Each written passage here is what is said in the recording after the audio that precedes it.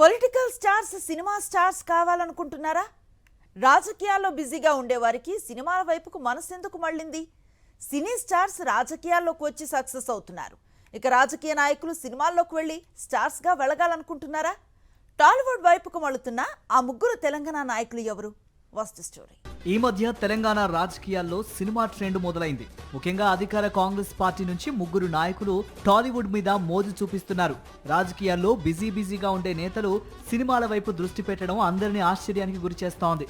Political fire బ్రాండ్లు cinema స్టార్లు కావాలనుకోవటం, అందులోనూ వారి బయోపిక్లకు ప్రాధాన్యత ఇవ్వటం తెలంగాణ రాజకీయాల్లో నయా ట్రెండ్ గా మారింది. TPCC working president, Congress fire brand Jaggareddy కొద్ది రోజుల క్రితం తన జీవిత సంఘటనల ఆధారంగా తెరకెక్కించే సినిమా ప్రారంభించారు. Jaggareddy a war of love గా సినిమాకు పేరు కూడా పెట్టేశారు. జగ్గారెడ్డి నిజ జీవితంలో జరిగిన కొన్ని సంఘటనల ఆధారంగా ఈ సినిమా తెరకెక్కిస్తున్నారు. జగ్గారెడ్డి ఇందులో కీ రోల్ పోషిస్తున్నట్లు సమాచారం.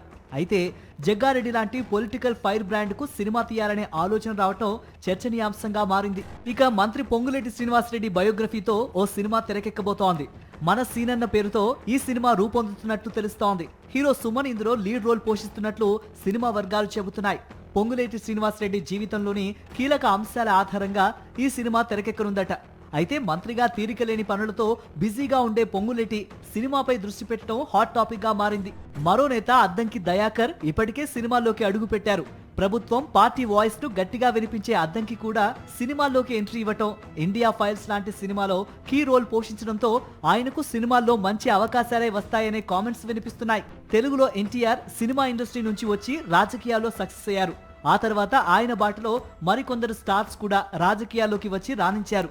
అయితే రాజకీయాల నుంచి సినిమా వైపు వెళ్లి సక్సెస్ అయిన వారు లేరనే చెప్పాలి.